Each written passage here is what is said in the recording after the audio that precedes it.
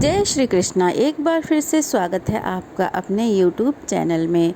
द्वापर युग के महाभारत काल में 13 दिन का पक्ष निर्मित था। अब कलयुग में एक बार फिर से महाभारत काल का संयोग बन रहा है। इस बार आषाढ़ मास का कृष्ण पक्ष 13 दिनों का रहेगा। ज्योतिष शास्त्र के अनुसार इसे दुर्योग काल कहा जाता है। ऐसी मान्यता है कि इस समय प्राकृतिक प्रकोप की स्थिति ज्यादा होती है। कई 100 सालों के बाद इस बार ऐसा संयोग देखने को मिलेगा। हिंदू पंचांग के अनुसार इस बार आषाढ़ कृष्ण पक्ष की शुरुआत 23 जून से हुई है, जो कि 5 जुलाई तक रहेगी। इसके बाद 6 जुलाई से आषाढ़ शुक्ल पक्ष की शुरुआत होगी, जो कि 21 जुलाई तक रहेगी।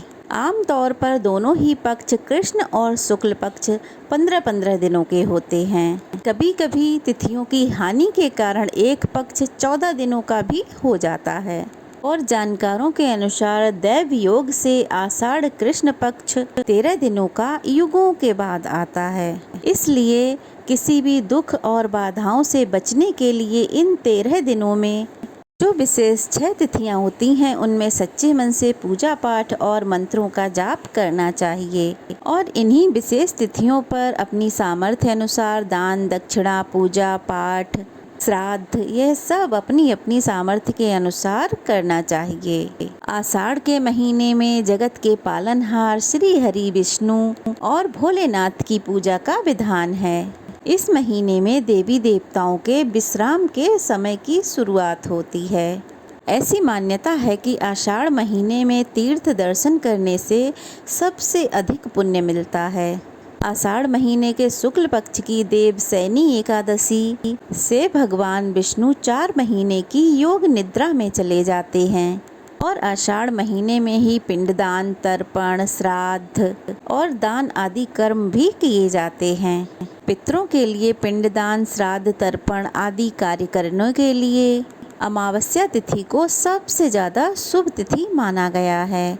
इससे हमारे पूर्वजों को मुक्ति मिलती है। अमावस्या तिथि के दिन सुबह किसी पवित्र नदी में स्नान करने के बाद दान दिया जाता है।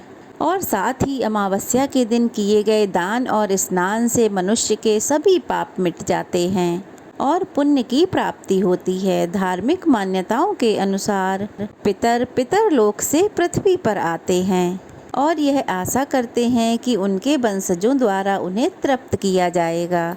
इसीलिए अमावस्या के दिन पितरों की तृप्ति के लिए तर्पण पिंडदान दान अवश्य करना चाहिए।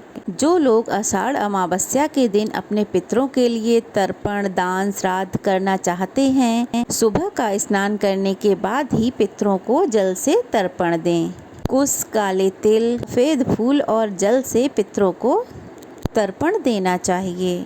अगर आप अपने पितरों को खुश करने के लिए प्रसन्न करने के लिए श्राद्ध करना चाहते हैं, तो अमावस्या के दिन शुभ मुहूर्त में पितरों के निमित्त दान तर्पण आदि कार्य कर सकते हैं।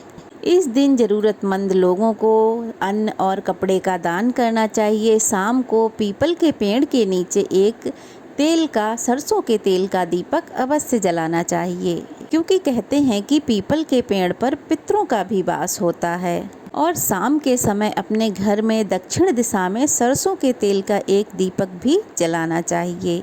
अमावस्या के दिन आटे का दान बहुत अच्छा माना जाता है। इसके अलावा आप नमक चीनी और इसके अलावा आप आंवले का दान भी कर सकते हैं। आंवले का दान आप किसी भी रूप में कर सकते हैं। अमावस्या तिथि के दिन बहुत ही नियम संयम का पालन करने वाला दिन होता है।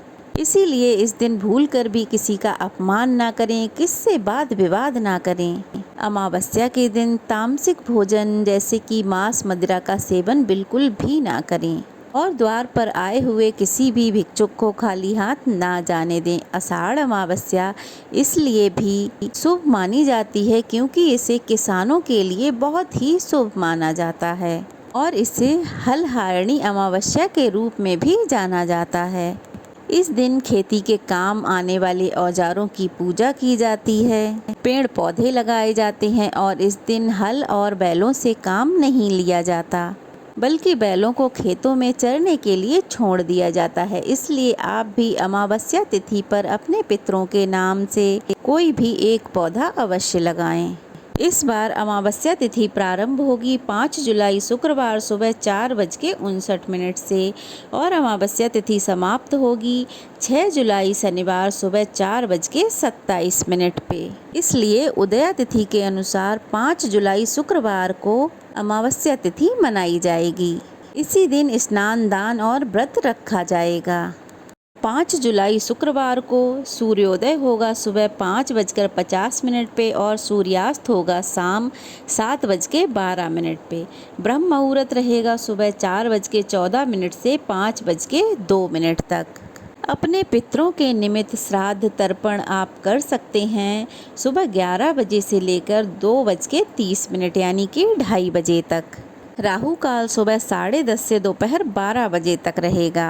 राहु काल के समय आप राहु और केतु से मुक्ति पाने के लिए राहु और केतु ग्रह को शांत करने के लिए दान दे सकते हैं। लोहे का, काले कपड़ों का, इन चीज़ों का दान आप कर सकते हैं। ब्रह्म मुहूर्त में सभी देवी देवताओं का जल में, पवित्र नदियों में वास होता है, तो इसलिए ब्रह्म मुहूर्त में आप किसी भी नदी में आप जाकर स्नान कर सकते हैं या फिर घर में ही गंगा जल मिलाकर स्नान कर सकते हैं। स्नान करने के बाद ही आपको दान देना चाहिए। दान आप अभिजीत मुहूर्त में कर सकते हैं। अभिजीत मुहूर्त इस दिन 12:04 से 12:58 तक रहेगा और शाम की पूजा आप शाम 6:01 से 7:38 के बीच में कर सकते हैं, जो कि अमृत काल का समय रहेगा। इसी समय में आप शाम को पीपल के पेड़ की पूजा कर सकते हैं या फिर अपने घर के मुख्य द्वार पर